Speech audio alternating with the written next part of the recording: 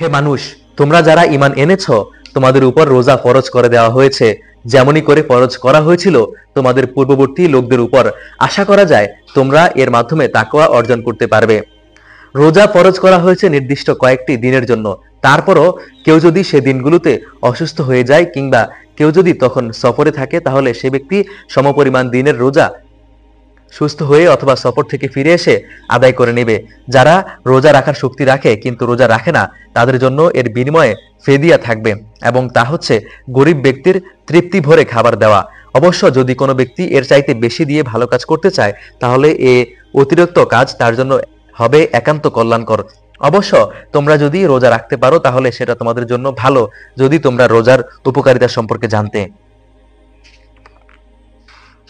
রোজার মাস এমন একটা মাস যাতে কোরআন নাজিল করা হয়েছে, আর এ কোরআন হচ্ছে মানব জাতির জন্য পথের দিশা, সৎ পথের সুস্পষ্ট নিদর্শন ও হক বাতিলের পার্থক্যকারী। অতএব তোমাদের মধ্যে যে ব্যক্তি এই মাসটি পাবে সে এতে রোজা রাখবে।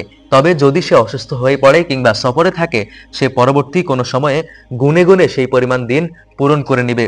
এই সুযোগ দিয়ে আল্লাহ তাআলা তোমাদের কাজকর্মকে আসান করে দিতে চান। আল্লাহ তাআলা কখনোই তোমাদের জীবনকে কঠোর করে দিতে চান না।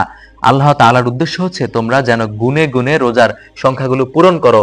আল্লাহ তাআলা তোমাদের কোরআনের মাধ্যমে যে পথ দেখিয়েছেন, তার জন্য তোমরা তার মাহাত্ম্য বর্ণনা করো এবং তার কৃতজ্ঞতা আদায় করো।